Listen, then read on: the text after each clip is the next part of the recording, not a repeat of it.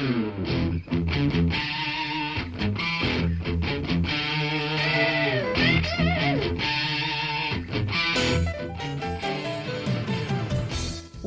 to Thriving Entrepreneur with your host, Steve Kidd, third-generation minister and 30-year business coach. Listen in as amazing, world-changing authors, speakers, and coaches share their struggles and victories. And hear from best-selling authors' insight into how you, too, can live your life as a thriving entrepreneur. This is Steve. Welcome to Thriving Entrepreneur. I hope today finds you feeling amazing. But I know sometimes there are times when you're down under the weather, you've got things happening in your life. And if that happens to be where you're at today, well, I'd like to remind you that you're awesome, you're amazing, and now is your chance to get to be able to thrive. Because I do really seriously want to see you live your life as a thriving entrepreneur. So thanks for joining us here today on Thriving Entrepreneur. I have a brand new best-selling author that we're going to feature today. And I also picked up a couple of old episodes, not the whole episode, just a couple of guests that we had that maybe you missed them because they were with some other people. And so I just really kind of want to introduce you to a few of our other people that have been on so that you get some exposure as to the different types of people that you can get help and advice from here on Thriving Entrepreneur. Today, we really want to focus on your passion. What are you passionate about? And how does it then show up in the world? You could be a doctor, a lawyer, a work at home, whatever. You could be a stay-at-home mom. You could be a guy who travels the world internationally motivating audiences. Or you could be a lady who works, with older people. You could be a man who is a teacher, or maybe even one of those male nurses. There are a lot of incredible people out there.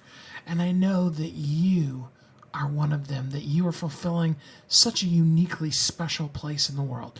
But the question becomes are you living your passion? It's so easy for us to fall into the trap of just doing work. Maybe it was what we were passionate about, but now it's just another day at the office. Do you ever feel that way? See, the thing about it is that until we are passionate in what we do, we aren't really filling the place that only we can fill in the world. When you go to work every day, it can seem so ho-hum. When you open up your office for business to the world, when you make breakfast for the kids, all of those kind of things, you're fulfilling such an incredibly amazing, important, worthwhile, needed place in the world. And if you don't do it, no one else can do what you do. A lot of us have been convinced that what we do is just so unimportant, but I'm here to tell you today that what you do in the world is so, so important that we, all of us here in the world, need you. We need you to be the best version of you that you can possibly be, because only by you living out, fulfilling your greatness, can all the rest of us also be really truly fulfilled and living in a place of greatness ourselves. As we all come together, we begin to create a world that is the world that we want to live in. It's by doing that thing that each of us can do that we then, all of us, come together and make such an incredible, amazing, thriving place to live our life and work and have our business. So if you felt a little down lately about the people you're working with, hopefully we can encourage you today that passion and living in it and letting it show up, your passion, letting your passion show up every day as you work, you live, you move through the world. That is the number one key to living your life, thriving in everything you do. And we really do want you to live as a thriving entrepreneur. We'll be right back. You've heard Kathy and I talk about it. You've seen the workshops. You have watched as others of your friends have become a best-selling author. And now it's your turn. Let me ask you this. What would being a best-selling author do for your business? Over 80% of people surveyed said that they want to write a book, which means that if you're listening, you probably are one of those people. Now is your time because you have a message that needs to be shared. That message is not for you. It's not for your ego. It is because it serves other people. Kathy and I are here to help you share your unique brilliance with the world. All you need to do is go to wehelpyouthrive.com, check us out, and find out how you can be a best-selling author today. Welcome back to Thriving Entrepreneur. This is Steve. Welcome back. Thank you so much for being here today. We have got some amazing books, some amazing authors, and just more than anything, incredible people to bring to you here today so that you can live out a life filled with your passion. Do you really want to do that? Because if you do, then you can really truly learn how to put your passion into practice, whatever you may be doing in life, how to really, really instill that, install that, and then live that in every area and every aspect of your life. That sounds like something we all want, isn't it? Do you know that the patients you work with are people too? Wow, that's a thing that a lot of us as patients, have probably wondered sometimes.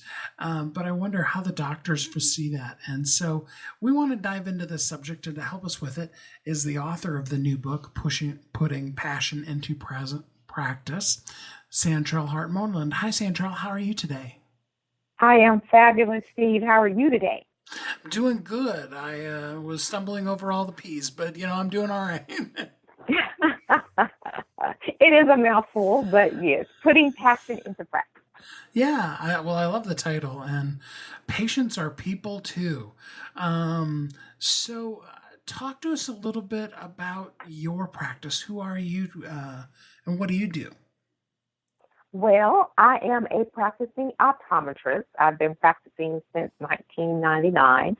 I opened my own practice cold down in the southern suburbs of Atlanta, specifically Ellenwood, Georgia. And then a few years after that, I opened my second location a little further south in McDonough, Georgia. So I've been doing this for a little while now. Yeah. What is your favorite thing about being an optometrist? For me, I think it's when I see my young patients for the first time get their first pair of glasses and the excitement on their face because they didn't realize that the trees actually had individual leaves on them, or they can actually see the bark in the trees. It's not just a brown stem coming out of the ground. So that's when I get most excited, just to see their little faces and their expressions because they're so excited about seeing for the first time. And if any of you have ever worn glasses before, you know what that feeling's like. You thought you were seeing pretty good, but it's a whole new world. Well, I actually remember when our youngest daughter, Maya, actually said to Kathy, hey, Mom, look, trees have leaves. Exactly. So, yeah, that's my favorite part, working with my young ones. Yeah, that's fun. So, patients are people too. Sometimes they cause you to need a lot of patience. Talk to us a little bit about how you went through the realization that sometimes patients aren't being treated as people. Well, for me, it started, I'm going to say, early into practicing optometry. Now, I love what I do, don't get me wrong. I always wanted to be a doctor. Some of that because, society says that doctors make a lot of money, and so I wanted to make a lot of money, quite frankly. But going through school and coming out and actually practicing in optometry, I started to become a little disgruntled.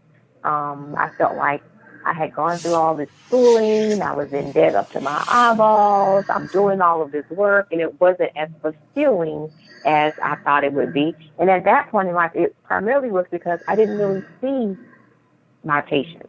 They were a means to an end. And for me, what really made the big difference, I went on a missionary trip where I actually saw how impactful a pair of glasses could be, not just for the person that was in front of me, but for their whole family and thus that whole community. And that really impacted me and changed me. And so when I came back to the States, I saw my patients really as not just the means to an end, but individual people with lives, with responsibilities, with things that they had to endure and go through. Even though they were only with me, stay for maybe 10, 15 minutes, what I did for them in that short amount of time really impacted their lives. And so that gave me a new perspective. And I felt like I wasn't the only doctor who was out there practicing similarly until I got my new inspiration, let's call it. And so that's why I've written the book, Putting Passion into Practice. And I know it's really easy, I mean, regardless of what job you have, for it to be exactly that. It becomes a job. You know, it's that thing you're really passionate about, and then it just becomes that thing that you have to get up in the morning and do. And I think that's real for all of us, no matter how much we love what we do.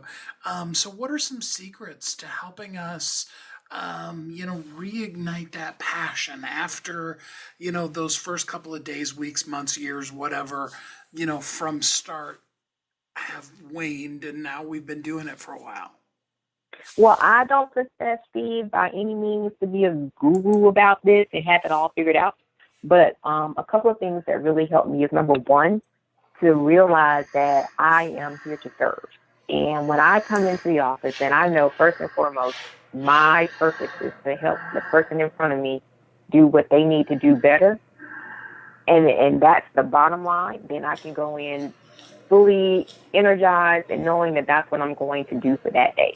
So setting that intention, realizing that purpose, and going forth and doing that. Now, because I do serve the public, there are people who come in who, are experiencing lots of things in their personal lives. They may have had,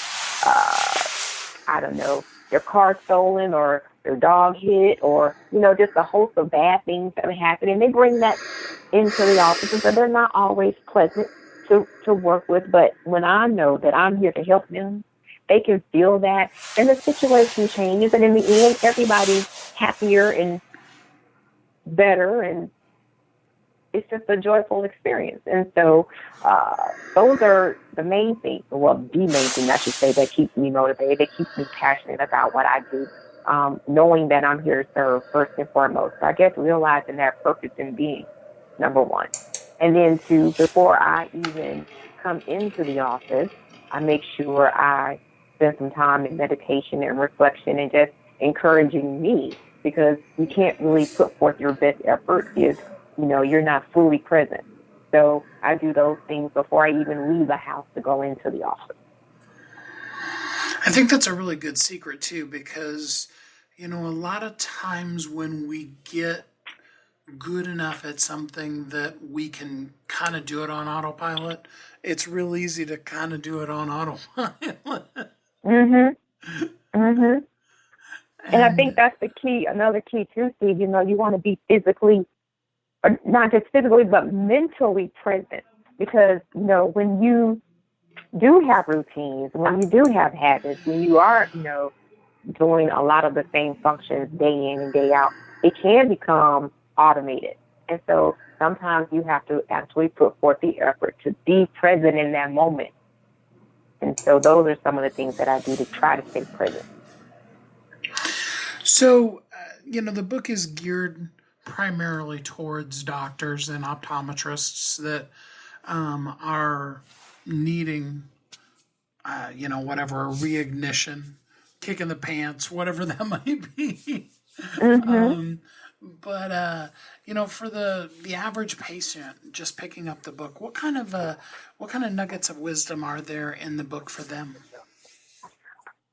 Well, I think generally the principles are universal because, as you alluded to, doctors aren't the only people who sometimes become robotic in their daily activities. I think everyone, those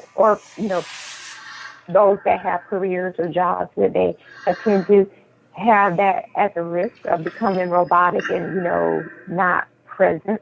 So the principle of just being aware can apply to everyone.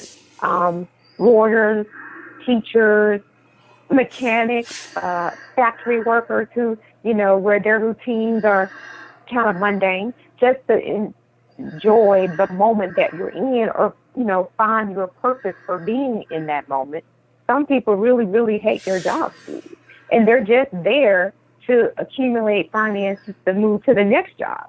But if their purpose in that present position is just that, to accumulate finances, they can find joy in knowing that for every hour that they're there, they're increasing their financial position so that they can move and so they can, stay present in that moment.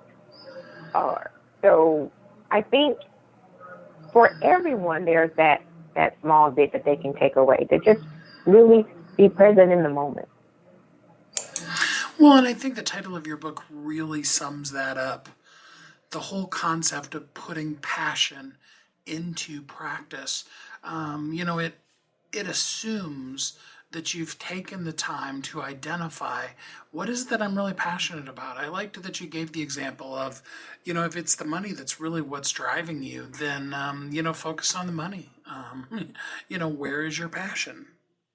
Exactly. So it does assume that there has been some self-reflection somewhere along the way.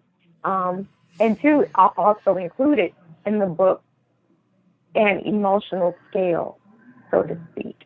So I didn't make that up. I got that from Abraham Hicks, and I can't put my finger on it right at this moment. But at any rate, so this emotional scale, the concept behind that is that in the moment where you're in, you can kind of do a self-check and realize how you're feeling in that moment. Are you feeling good or are you feeling bad, to make it more general? But then there are 22 different levels, let's call them, from being depressed and suicidal to joyous, ecstatic, and at peace. And so there are all these different levels in between. And if you can just sometimes just sit back, pause, assess how you're really feeling at that moment, and then choose to feel better or not. If you choose to feel better, the more you go towards that feeling better step, the more passionate you'll become, the more fulfilling life will be. And so just knowing, again, where you are in that particular time, focusing on that, and try to, decide if you want to continue to feel that way or not, and going forward. So I put in the book also, along with that emotional scale, some different practical exercises that one can do to kind of help facilitate those better feelings. Well, and so people need to get the book to learn all of the practices, but just to give somebody that wants to feel a little better today, a leg up, what's one thing that a person could do right now today to help them feel just a little bit better? So one thing, and I'm a big person of writing things down, journaling. I know everybody is big into journaling. And so if you don't want to physically write it and record it, you may be able to talk into your phone. We all have smartphones these days. But if there is a situation that you're experiencing, no matter what it is, write down that situation and then think about all of the positive things that you can think about regarding that situation. I would like to give an example, but at the moment, I can't think of one because I'm kind of trying to keep it generalized. But pick a topic, pick a situation, no matter what it is, and actually record everything that you can find positive about that situation. And just in doing that, you will feel better about that situation. And because you're now feeling better about that situation, you're going to approach that situation differently. So you can expect, and I can almost guarantee it, a more positive outcome. So the last person that you dealt with is sandpaper. That's what we'll say. They're going to rub some of the rough edges off of us. Okay. We can write that down. That person was really rude to me, and then we can find the good things in that. A, they're gone. They're not here anymore. Right, You right. know? And that was another opportunity for me to see what actually rubs me raw. So that's a positive thing. And another opportunity for me to think about what I could do differently to get a different outcome and just continue along that vein. I think that's an awesome suggestion, regardless of, especially if you're working with patients, clients, any type of the people. Um, you know, you never know what just simply being able to take that moment and rewrite your inner dialogue, your ability to be happy for people can actually do to really majorly impact somebody's life. So I appreciate that. The book is called Putting Passion into Practice by Santrell Hart-Moreland. And I really encourage all of you to go out to Amazon and get your copy. Thanks so much for being on the show with us today, Santrell. Thank you so much, Steve, for having me. I appreciate you. I love that doctors are considered to be practicing medicine. You never get to a place really as a physician that you're the expert. You don't have to learn anything anymore. Even the guys who are teaching at the teaching schools, Dr. Oz on TV, things like that, they still are practicing medicine. Hopefully they're not practicing and messing up and getting it wrong. But in other words, we always can advance our skills. We always can take that thing that we're so passionate about and that we do so well, and we can add practice to it. And through that, we can make the world a better place. A good friend of mine used to say, the old phrase, practice makes perfect, is actually not true. And I was like, wait a minute, of course it is, And he's like, no, think about it. Because if you practice doing something wrong, it doesn't matter if you practice doing that for your whole entire life. You're never going to get it perfect. But if you practice doing things right, you can get to the place where you learn how to perfect your art, your craft, your ability. And that's how our passion really works. It isn't just something that just springs on, jumps on the back of us and makes us do it whether we want to or not. But as we embrace our passion, we put action into our passion, then we begin to see ourselves perfecting who we are and the place that we have in this world. And that's a great way to live as a thriving entrepreneur. Don't go away. We'll be right back. You've heard Kathy and I talk about it. You've seen the workshops. You have watched as others of your friends have become a best-selling author. And now it's your turn. Let me ask you this. What would being a best-selling author do for your business? Over 80% of people surveyed said that they want to write a book, which means that if you're listening, you probably are one of those people. Now is your time because you have a message that needs to be shared. That message is not for you. It's not for your ego. It is because it serves other people. Kathy and I are here to help you share your unique brilliance with the world. All you need to do is go to WeHelpYouThrive.com, check us out, and find out how you can be a best-selling author today. Welcome back to Thriving Entrepreneur. This is Steve. Welcome back. This is Thriving Entrepreneur, and we're here to help ignite your passion today, to help you feel excited about the most monotonous, boring, uninspiring things you do in your day. Because, there's a lot of that kind of stuff. I was a single parent of 5 kids for almost 5 years before Kathy and I got together, and I remember what the days were like where you had a lot of kid stuff. I remember a couple year stretch where every time I planned, anything for myself, an evening out, a weekend where all of the kids were going to be at somebody else's house and I finally got to have a little mini dad vacation or any of those kind of things, invariably, one of them would get sick. one of them would have a friend that would cancel, or, they got in one of those fights with them, or that kind of thing. And I get it. There are times when it's just like, oh, you don't understand. You don't see my life. How could you possibly understand and show me how to live passionately with this monotonous, boring, routine, whatever words you give to it? But see, here's the thing. We talked about last week, what you focus on grows. Think about the little life that you get a chance to impact every day. Think about how much you've learned. My daughter was just here for a visit with her 2 little ones. I love grandkids. They are like God's gift to grandparents. All those things that you used to say to your kids that you hear them now saying to their kids. And now you can just sit back and have fun. Whereas, when they were children, maybe you even stressed out too much about it or any of that kind of things. And now you can just really enjoy life.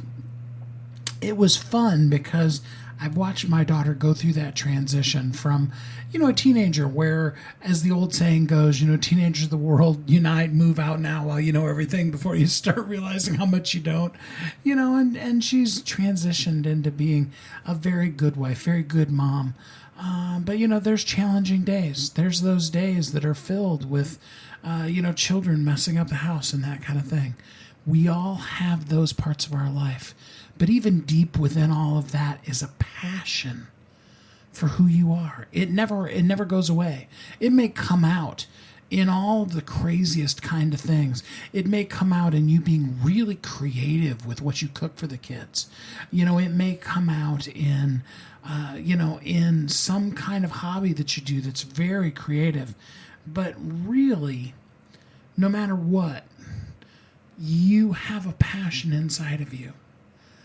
And when you say something over and over and over, kids, clean the room, you have to understand that that's more than just being a good mom. That is part of your passion showing itself.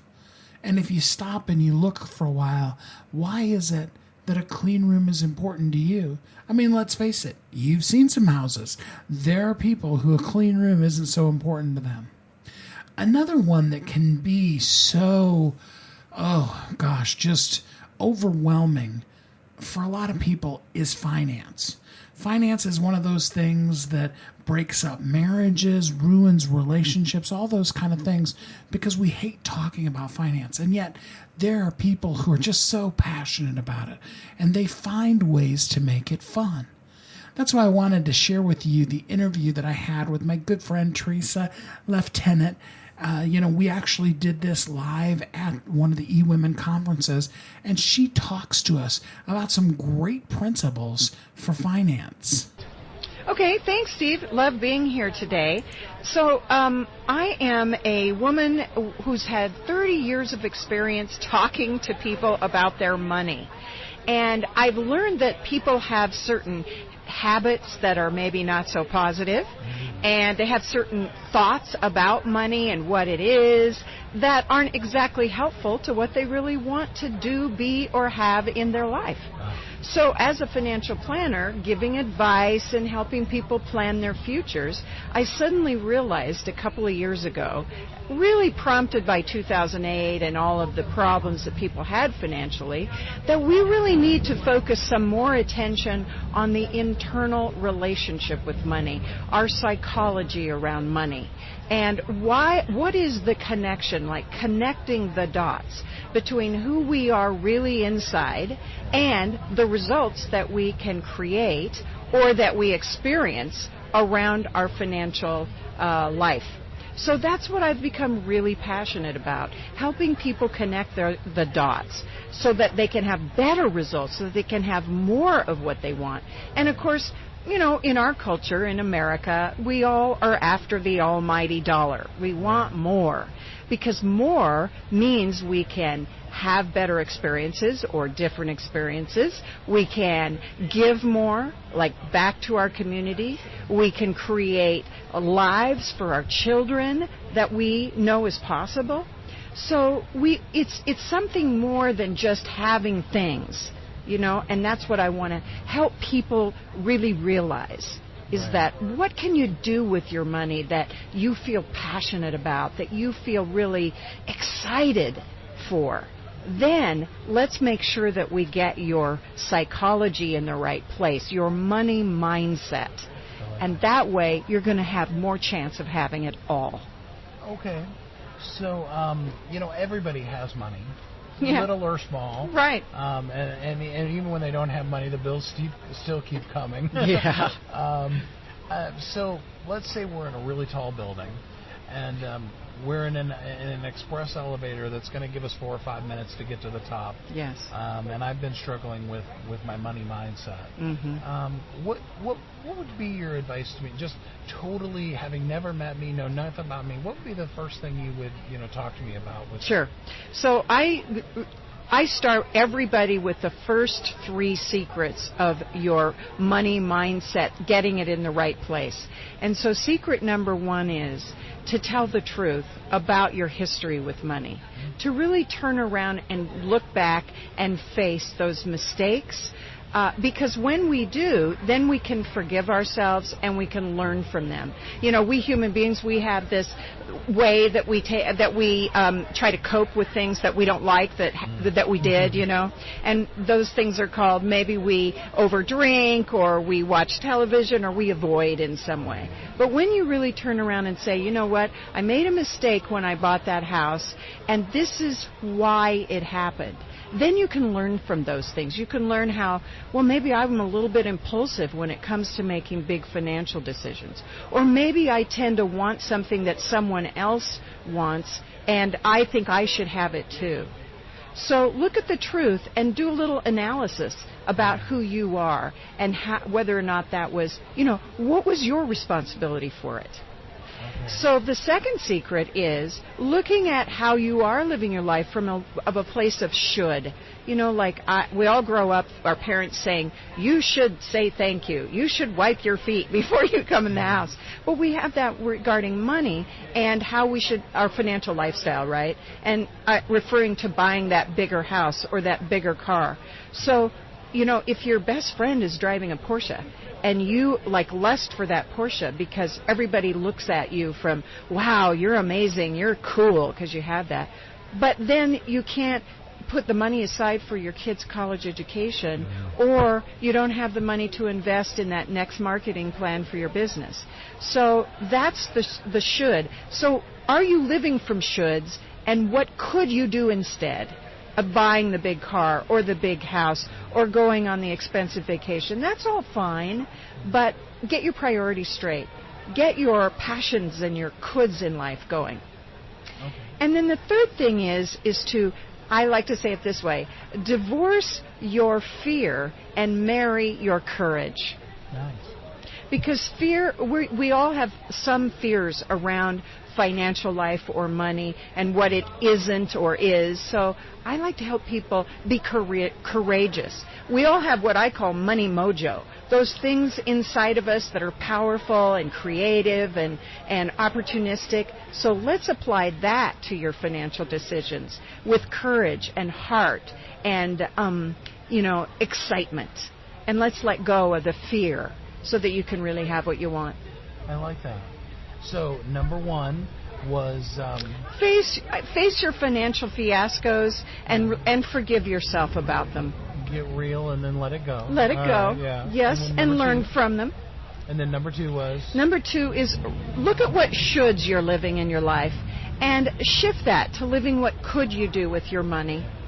I have a friend that actually uses the phrase, you're shooting yourself. You're shooting yourself. Exactly. Okay. And then number 3 is? And number 3 is do what you can to let go of your fear and use your courage. So divorce your fear and marry your courage. Be courageous with what you're creating financially. Okay. So, the reverse of that is true. Mm-hmm. If we don't do this kind of a thing, yes, we'll... To use the old phrase, if you keep doing what you've always done, you're going to keep getting what you've always got. Exactly. The definition of insanity is to continue to repeat the mistake you're making. That's right. What happens to us if you don't fix this? Well, what I find is many people who are sort of at a plateau and they're frustrated and they feel hopeless because they have ideas and visions and goals that they want to achieve, but they don't know how to get from where they are now to where they want to go. And that's especially true regarding money. And so money can be extremely frustrating. It's the number one stress in marriages. It's the reason most early couples get divorces, new married couples, because there's a lack of understanding about how you can really make your internal relationship with money, how you can shift it and make it better and make it work for you. I've always told people in my financial work, every individual deserves a personal plan because we're all individual people, and that's what I help people learn about their psychology with money. It's unique, and so therefore you can learn to use your psychology in a positive way. Great. So, Tressa, somebody has gotten just enough information now that they know that they don't know what they know. Yeah. What can they do to get further information from you, to get you to help them to deal with these kind of things? Sure. So you can connect with me on Facebook at Reinventing Her, and my website is www.reinventingher.com, and I also have a LinkedIn profile as well. I'm offering online programs currently, so you can find links to that. What I'm really working on is getting more awareness around this whole idea of spending some time. We all know we should have a budget, or we should at least manage our money and take some time to look at our finances, know what they all mean. But I'm also encouraging people and increasing awareness around learning more about your psychology with money so that you can use it to your advantage instead of having it keeping you in a place where you don't want to be. So check me out on my website, and then you'll find lots of places to connect with me from there. Okay, and that's Reinventing Herself. Her. Just Reinventing Her, all one word, .com. Reinventingher.com. Right. Okay, so I like to always leave people with an action, something they can do.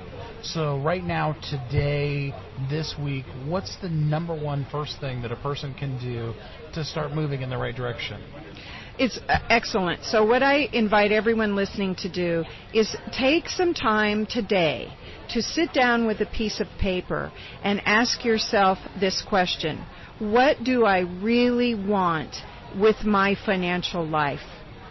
And when you might have several things. You might have something in the category of, well, I want to buy something for my daughter, or I want to go somewhere. So don't worry so much about the answers. I say that desire is the doorway to reinvention. And so allowing yourself to want something, a new way of being, a new experience, that gets your juices going. And then there's action steps after that. So ask, what do I really want with my financial life? Ask yourself, what do you really want? And I encourage you to check out reinventingher.com. Tressa, thanks so much for taking the time with us. It's okay to want things. It's okay to make a plan for how you're going to get them.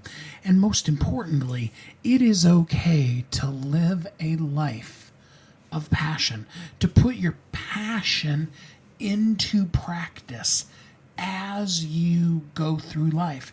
As you succeed, you thrive, and you really just shine in every aspect of your life. It's okay to have a passion, because that's another way that you can live as a thriving entrepreneur. We'll be right back. You've heard Kathy and I talk about it. You've seen the workshops. You have watched as others of your friends have become a best-selling author. And now it's your turn. Let me ask you this. What would being a best-selling author do for your business? Over 80% of people surveyed said that they want to write a book, which means that if you're listening, you probably are one of those people.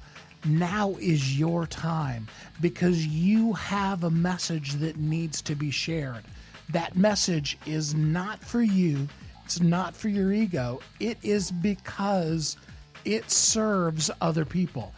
Kathy and I are here to help you share your unique brilliance with the world. All you need to do is go to WeHelpYouThrive.com, check us out, and find out how you can be a best-selling author today. Welcome back to Thriving Entrepreneur. This is Steve. Welcome back. We're talking today about putting your passion into practice. One of the best things that you can do in business to really show your passion is to really nail your branding, to have a brand that represents and shows, hey, this person is really into whatever it is that you're into. And so I really wanted to bring in one last of our best-selling authors that I did an interview with her previously when her book first came out, and have her talk just a little bit with you about branding, about how to really nail your branding and how to really be the best version of yourself you can be. I think more than anything else, if you really want to put your passion into practice, it's time to really begin to brand your life, brand your business, and live in a way that really allows that passion to shine. So join me as we talk a little bit here with our good friend, Sade Wayadu. Hello, everyone. My name is Sade Wayadu, and I'm a personal brand strategist for women entrepreneurs, and I help them create clear and confident brands that profit online. And how I got through this, I originally was an educator. My background, all of my degrees are in education.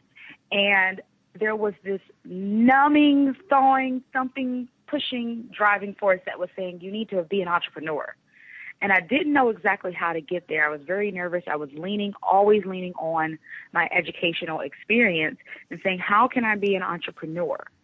And I needed to brand myself as something new, and I needed to kind of get out of education and rebrand myself as a branding strategist and a branding expert. And through that process, and it was a frustrating process, I developed this system of establishing yourself as an expert in an accelerated manner. So, branding strategist. Most of us should know what that is, but there are some people that really, really fight branding. I know we've both ran into it. Explain to us, what does it mean to be a branding strategist? A branding strategist is a person that helps you develop a way for people to see you and help you gain visibility and actually be heard and be paid. Branding is really about positioning yourself in the marketplace as the go-to person for X or the go-to person for Y or Z. And the branding is really that crafting and molding of putting you out there so that you can truly be seen and paid. So let's talk about that one. I know that the two biggest words that I hear people fight against is the word expert and profit. Those seem to be the two things that people are like, well, no, I don't want to be seen as an expert. I don't want to make people think that I'm in this for a profit. Talk directly to people about that. What does it mean to be an expert? An expert is someone who truly has positioned themselves as a knowledge base and a knowledge source of information about a particular topic or field. That's what it is. They've positioned themselves. And and to be quite honest, a lot of experts don't necessarily feel that they are experts. However, their positioning and their branding has catapulted them as an expert in a field. And I know a lot of people shy away from it, but in actuality, if you want to be seen and recognized and heard in your field, you need to position yourself as an expert because people pay attention to experts. They're recognizable, and people will pay money and pay more money for experts. You don't want to go to someone who's just a general specialist. You want to go to someone who specifically can help you with your ailment, your problem. So you look for experts. And also, if you're talking about just social media, if you're Googling a problem that you have, the people who come up in the Google search are the experts. Those are going to be some of the first people that show up because they have positioned themselves, they've talked enough about a topic or an issue that they come up first and they're going to be easily seen. And you're more than likely to look at someone who's on the first page of Google versus the 14th page of Google. and it's all about positioning themselves as an expert. And as far as profits are concerned, if you are running a business, if you're an entrepreneur, it's extremely important. It is mandatory to be profitable. That is a part of the process. And it's not okay to just put yourself out there and not want to be profitable if you are an entrepreneur, because your life is expensive. The things that you need to do cost money. So in order to afford your life, you have to think about profits. And it will be a disservice to you and your business if you don't think about how to be profitable.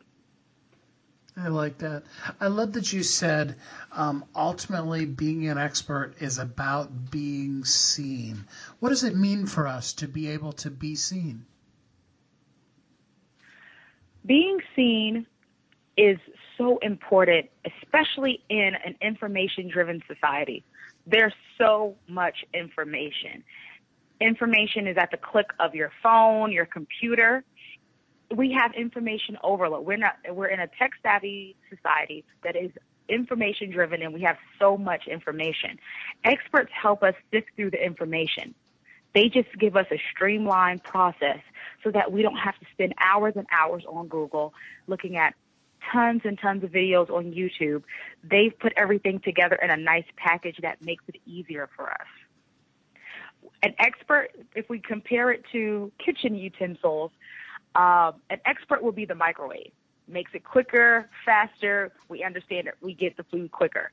And going through all that information on Google would be, or not positioning yourself as an expert would be like the oven. It takes longer to be found. You can still be found, but it's going to take longer. You're going to have to be more patient.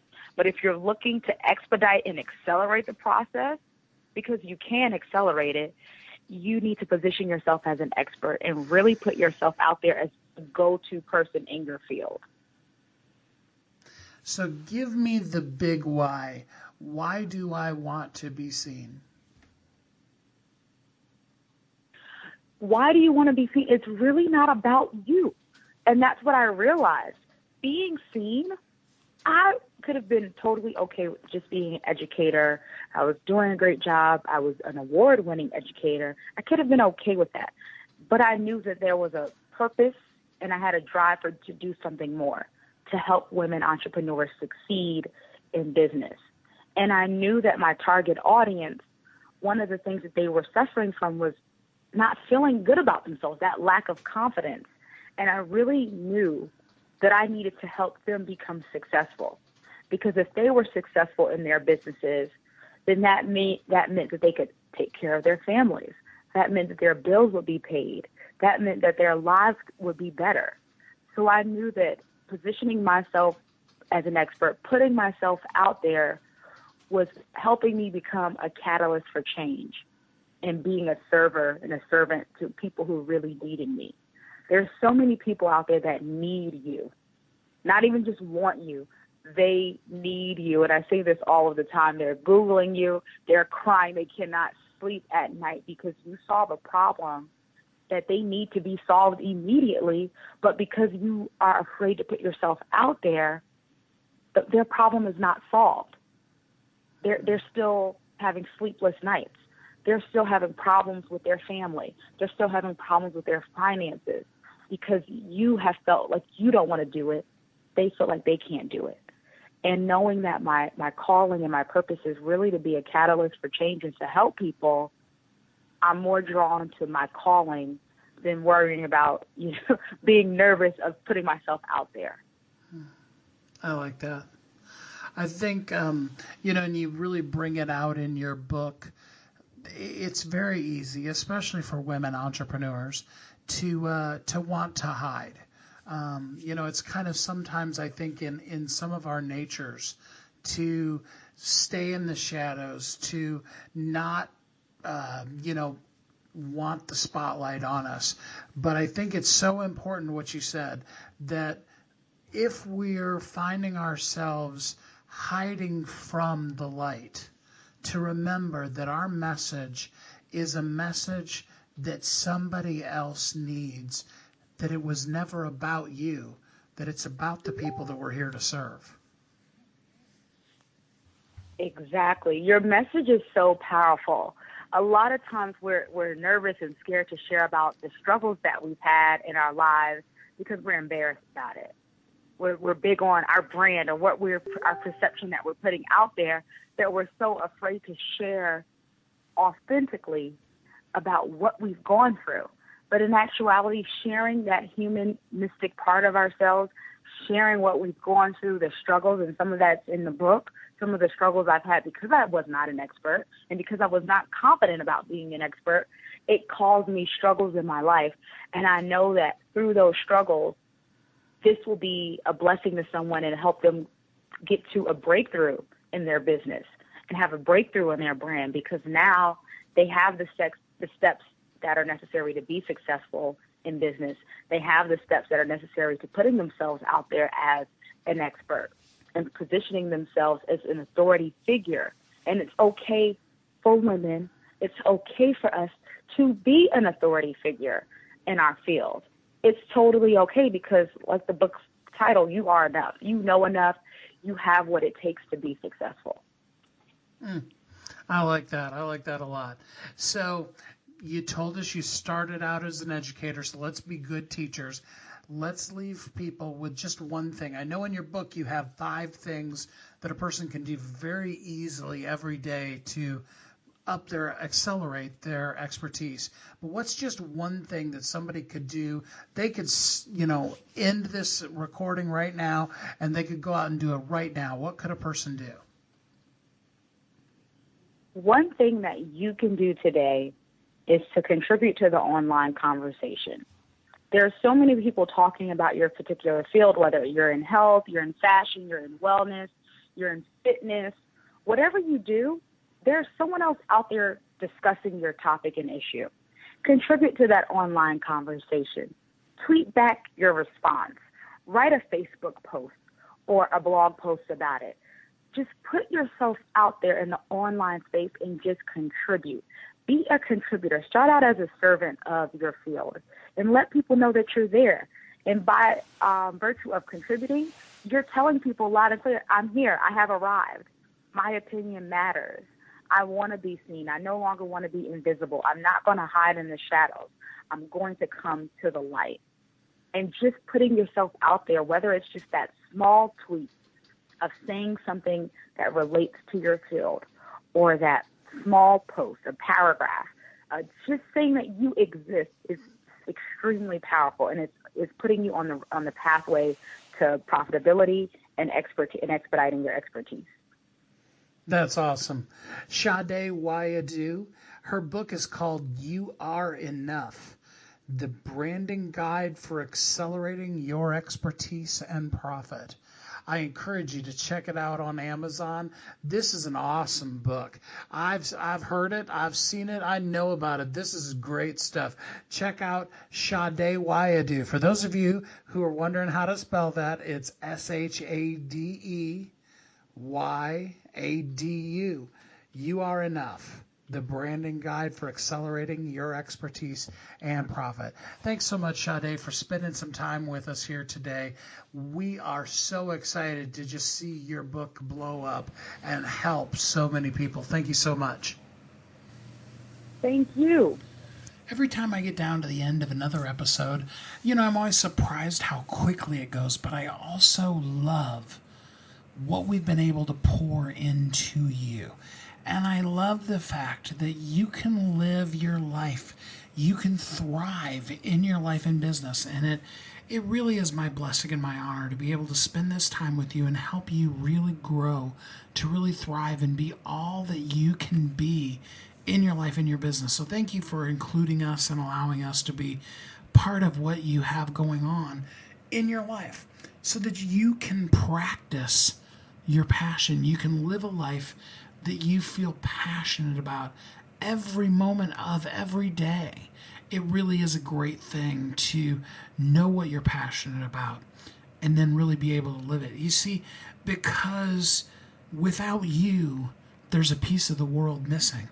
That's why Kathy and I love so much helping people become best-selling authors because you have a message that really truly does need to share. Now, it can start as easy as just joining us for free, bestsellersguild.com. It'll help you get into our free Facebook group, and you can get a whole bunch of information in there. We've had a lot of people that have just come in, gone to the free workshops, different things like that, and they're now best-selling authors. For others of you, you're like, I need a little help. I don't want to do it all myself, what have you. And we would love to talk to you about our authority package and how it can really make you an authority in your industry and other things that, Kathy and I have learned over the last 20 years marketing people, or stuff that I've learned over the last 30 plus years working in business and as a coach, to really help you grow your business. So that you can share your life, your passion with the world. You can practice your passion in everything you do. I really do hope that you will start off by joining us at bestsellersguild.com because, like I was saying, the world just isn't quite as good of a place without you sharing your unique brilliance with the world. You see, if there's two people sitting right next to each other, both of them work for the same exact company, doing basically the same job, their stories are going to be completely different. Where they've come from, what they've learned, what sparks and inspires them in their day-to-day life, why they chose that type of work over another. All of those things often are very similar, but they're also often very, very different. And in exploring our differences and seeing each of our unique value in what we do and then sharing that with the world, it makes us all better people. It makes us all live in a better place. So I appreciate you for being courageous and bold, because I'm just going to claim that you are in the process now of stepping up and becoming a best-selling author. You want to do it. 80% of the people in the world say that they want to write a book. And if you're going to take the time to write a book, why not just go ahead and make it a bestseller? That seems fair, doesn't it? And, we have some processes that can help you along the way with that. Anything that we can do to help at any point, please let us know. And please do join us and share your journey on bestsellersguild.com. It's such a great family that we would love for you to be part of. Remember today as you go through your day, practice your passion.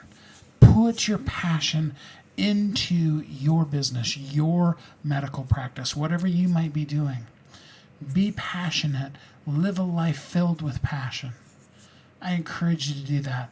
I want that for you. I bless you with a life filled with passion today. Because you are uniquely brilliant. You were created very specifically for a purpose. And the world does need you. I want you to know that Kathy and I are here to help you live every day of your life as a thriving entrepreneur. Take that to heart. Know that we're here for you, and if there's anything that we can do, feel free to reach out to Kathy or I so that you can thrive in your life and in your business. And until next time, we'll see you again next week here on Thriving Entrepreneur. Have a great week.